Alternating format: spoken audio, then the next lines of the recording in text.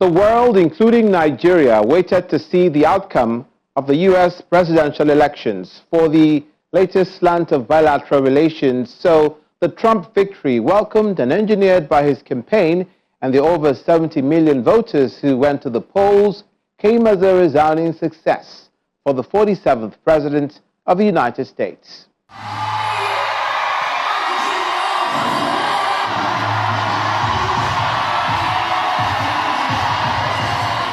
U.S. Vice President Kamala Harris in Detroit, Michigan, speaking at the rally of what she thinks of former President Donald Trump's policies.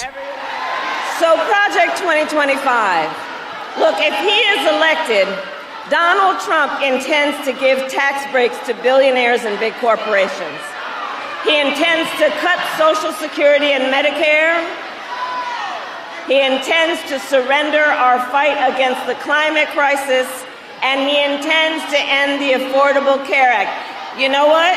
If you want Donald Trump to win, then say that, otherwise I'm speaking.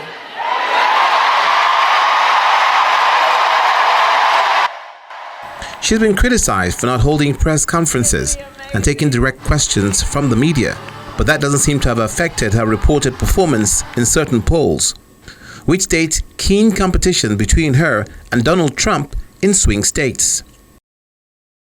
After President Joe Biden dropped out in a shock move after having earlier said he was all in. My name's Joe Biden, and I'm a lifetime member of the NAACP. And I am all in. My word, I am all in. After a less than complimentary performance from President Joe Biden against former President Donald Trump at the presidential debate. Make sure that all those things we need to do, child care, elder care, making sure that we continue to strengthen our health care system, making sure that we're able to make every single solitary person eligible for what I've been able to do with the with the COVID, with dealing with everything we have to do with look, if we finally beat Medicare. It had seemed President Biden didn't have the former support he had from the Democrat power brokers, including former Speaker Nancy Pelosi, who, having strongly supported President Biden, withdrew that support and gave it to Kamala Harris. Inclusive and comprehensive presentation about what is at stake. Two different visions of America. America was truly blessed, has been, continues to be blessed by the wisdom and the magnificent leadership of President Joe Biden. With with love and gratitude, I salute President Biden for always believing in the possibilities of America. You know, when he said, when they say, what's one word? When people ask me, give me one word about America, he said possibilities. And those are possibilities for every family to reach its fulfillment. In his belief in possibilities, in his goodness, in the goodness of the American people, and working to make it possible for people to reach their fulfillment. Last night we saw President Joe Biden talk about his legacy, which frankly is our legacy too. The House Democrats passed those occasionally bipartisan, hopefully more so in the future, but nonetheless. And Whip Clark went through some of that in saying the difference between the two visions for America, for Kamala, Vice President Harris, soon to be President Harris, and what's his name? Last night we saw President Biden, one of the most consequential presidents in American history, who accomplished so much in the progress that we've discussed, to say the best way to have the progress go forward is to pass the torch to another generation. And that is what he did, with great eloquence, with great values, with great vision. And as our distinguished Whip Clark said at the end about our children, and what Kamala Harris is about, and I've known her for decades. I know her officially, her strength. Kamala is about strength and determination in terms of public policy. We know most recently in terms of a woman's right to choose, but the list is vast, as Whip Clark mentioned. I know her personally. She's a person of great faith, of deep faith, and commitment to public service in the most unselfish way. And again, politically, make no mistake, this is a politically astute Vice President of the United States. I've seen her in action. I can talk about it on another occasion at more length, but let me just say, she is capable, officially, personally, and politically, to lead us to victory. Defying the odds of not having held a Democratic convention to secure votes as the Democratic presidential nominee, on the strength of President Joe Biden's endorsement when he quit, another top Democrats, Vice President Kamala Harris became the presidential nominee of the Democrat Party for the U.S. elections. 1 week from today, you will have the chance to make a decision that directly impacts your life, the life of your family, and the future of this country we love.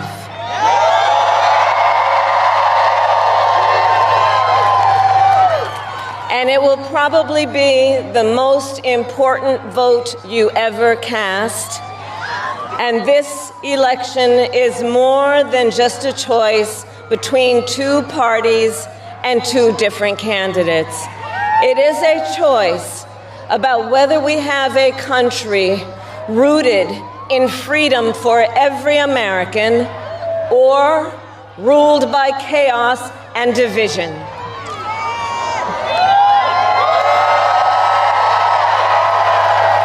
Many of you watching have probably already cast your ballots.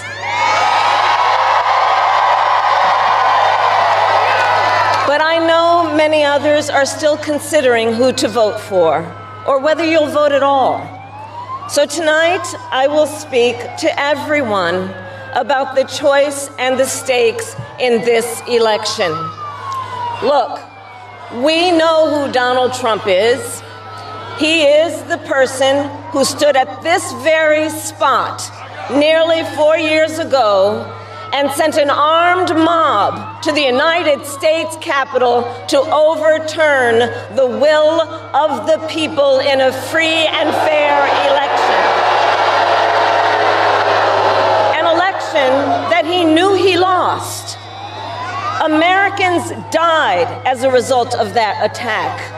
140 law enforcement officers were injured because of that attack. And while Donald Trump sat in the White House watching as the violence unfolded on television, he was told by his staff that the mob wanted to kill his own vice president.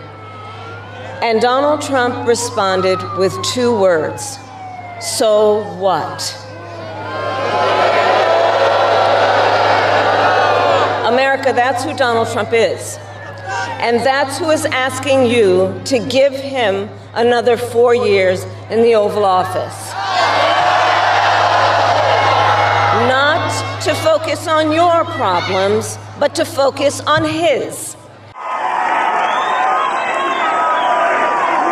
That didn't go down well with the Trump campaign.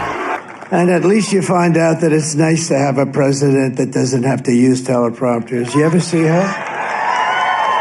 And I'm being nasty to her because you know what? She's really bad. She shouldn't have been chosen. She got no votes. This is supposed to be a democracy. You could call it a republic. People say, oh, it's a republic. Okay, whatever you want to call it. It's supposed to be fair. And they ripped the election away from this poor, stupid guy. They ripped it away. Like candy from a baby. It's the way you do. You ever take candy from a baby? Hello, darling, give me some of that candy. Just give it to me. You take it, you rip it right out of the baby's hand. That's what happened here. It's a corrupt deal. And I think at some point it's got to be changed. Got to be changed. Do you know that paper ballots, and by the way, now the machines are going to really hit me hard because, you know, they never heard anybody hit them like this. But do you know that paper ballots, paper is very sophisticated. It's called watermark. It's watermarked, highly sophisticated. It's more sophisticated than the machines they use, which can be hacked and things can happen. You know, a great gentleman is Elon Musk. All right? And I said to Elon, I assume you're very good with computers, right? They said, well, I think I'm one of the best. He said, it wasn't the engines that landed that rocket the other day. It was the computers telling the engines what to do. I think I'm good. Yeah, I think I'm really good. Well, he looked at the machines, just looked at them, and he doesn't have to look like normal people. Normal people have to rip them apart and figure out what's going on. That's normal experts. He goes like this. The machines are, oh. He looked, oh, meaning he knew the patient immediately. You know, he does this stuff for a living. So he looks, and he actually made the statement. He said, look, computers are great for sending rockets up and everything else, but there should never be machines used in voting. Everything should be paper ballots put in boxes, voter ID, also identification for the country. In other words, little questions like, now, are you a citizen of the United States? These are little questions. These aren't big questions. Excuse me, ma'am, are you a citizen of the United States? No, I'm not. You're not allowed to ask. Oh, what city do you live in? It's none of your business. I'm voting. Do you understand? The Republican convention held just days after the Trump assassination attempt, which united the U.S. Republican Party as unanimous adoption of Donald J. Trump as the Republican nominee after much inspired speeches. You know, when I look out and I see all the real Americans, I think about how Donald Trump, his family was compromised. When I look out there and I see Donald Trump, I think about how his business was compromised. When they took a shot at my hero and they tried to kill the next president of the United States, enough was enough. And I said, let Trumpomania run wild, brother. Let Trumpomania rule again. Let Trumpomania make America great again. I was shocked when I heard that he has been shot, and I just wanted to know if he was okay. It was heartbreaking that someone would do that to another person. A lot of people have put my grandpa through hell, and he's still standing.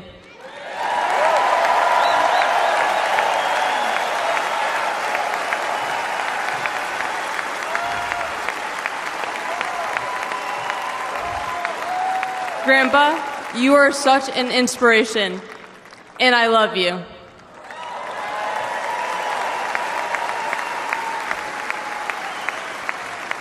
The media makes my grandpa seem like a different person, but I know him for who he is.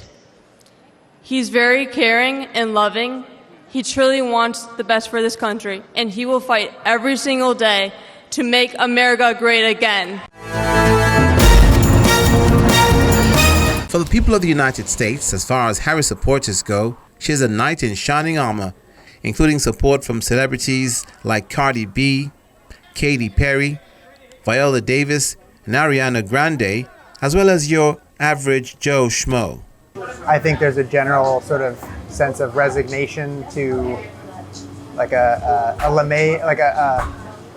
resignation of surprise around how his message continues to resonate with a broad swath of the country, and just a little bit of disillusionment on how that continues to be a compelling message.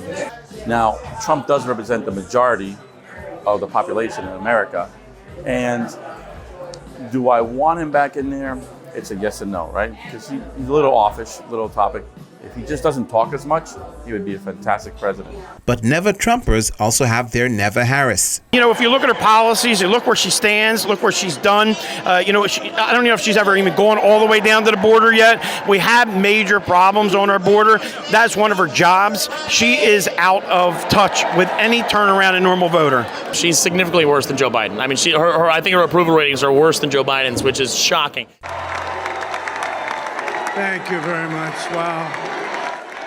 The 45th President of the United States, now 47th President-elect Donald Trump, sounded optimistic throughout his campaign, vociferously defending his first-term record and reiterating the importance of an America First agenda that will secure their borders, be tough on crime, and economic policies that will drive down inflation, and peace through strength for global influence, in which he was vindicated and won all 7 swing states, as well as increase in support from the Latinos, the women, and the black vote.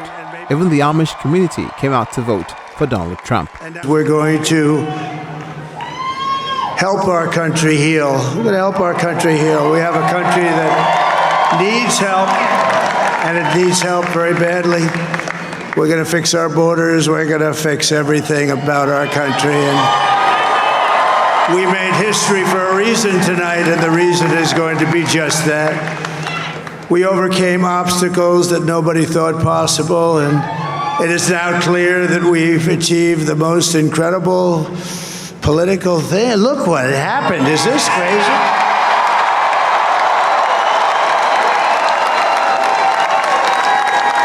But it's a political victory that our country has never seen before, nothing like this. I want to thank the American people for the extraordinary honor of being elected your 47th president and your 45th president. And every citizen, I will fight for you, for your family, and your future.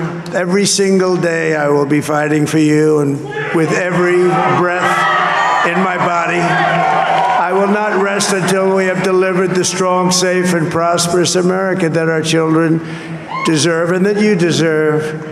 This will truly be the golden age of America. That's what we have to have.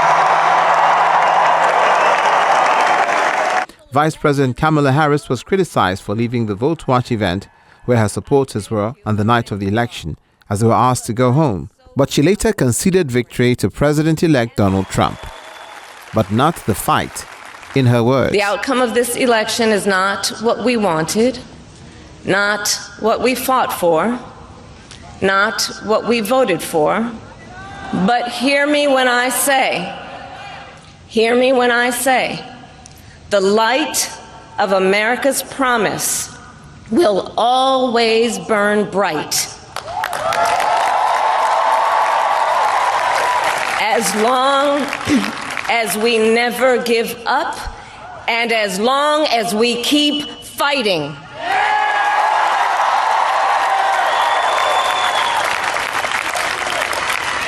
To my beloved Doug and our family, I love you so very much. To President Biden and Dr. Biden, thank you for your faith and support. To Governor Walz and the Walz family, I know your service to our nation will continue.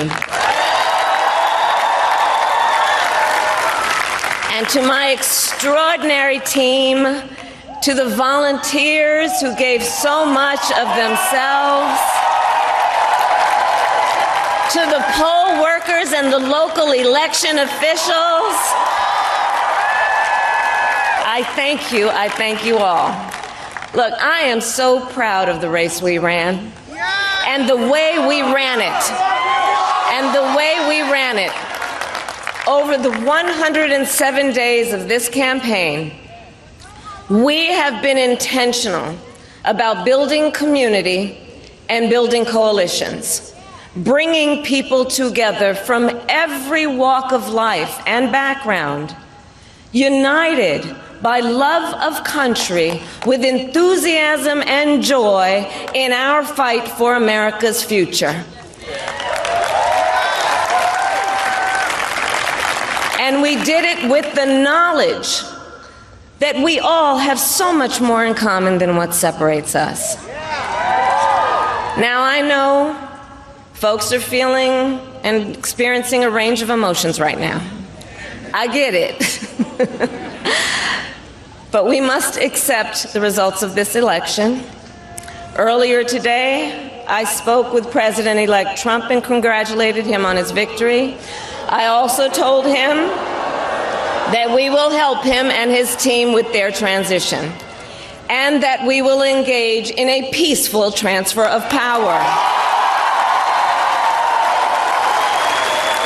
President Joe Biden presented a more magnanimous speech in acknowledging the president-elect, speaking of a supportive transfer of power. The people vote and choose their own leaders, and they do it peacefully. And we're in a democracy. The will of the people always prevails. Yesterday, I spoke with President-elect Trump to congratulate him on his victory. And I assured him that I'd direct my entire administration to work with his team to ensure a peaceful and orderly transition. That's what the American people deserve. Yesterday, I also spoke with Vice President Harris. She's been a partner and a public servant. She ran an inspiring campaign, and everyone got to see something that I learned early on to respect so much, her character. She has a backbone like a ramrod. She has great character, true character. She gave her whole heart and effort, and she and her entire team should be proud of the campaign they ran. You know, the struggle for the soul of America, since our very founding, has always been an ongoing debate and still vital today. I know for some people, it's a time for victory, to state the obvious. For others, it's a time of loss. Campaigns are contests of competing visions. The country chooses one or the other. We accept the choice the country made. I've said many times, you can't love your country only when you win. You can't love your neighbor only when you agree. Something I hope we can do, no matter who you voted for, is see each other not as adversaries, but as fellow Americans. Bring down the temperature. I also hope we can lay to rest the question about the integrity of the American electoral system. It is honest, it is fair, and it is transparent. And it can be trusted, win or lose. I also hope we can restore the respect for all our election workers who busted their necks and took risks at the outset. We should thank them. Thank them for staffing voting sites, counting the votes, and protecting the very integrity of the election. Many of them are volunteers who do it simply out of love for their country.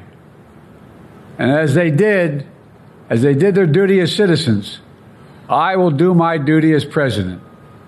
I'll fulfill my oath, and I will honor the Constitution.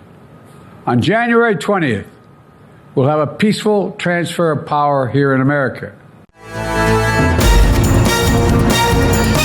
It will be seen shortly how this affects U.S. foreign policy around the world and with Nigeria. And not only did the U.S. Republican Party win the presidency by the popular vote and the Electoral College in sweeping fashion, but they also have the Senate and look on track for the House of Representatives, which could be the icing on the cake for the Trump presidency, and what has already been described as the greatest political comeback of all time thus far. For Special Report, I'm Olumide Macaulay. Thank you for watching.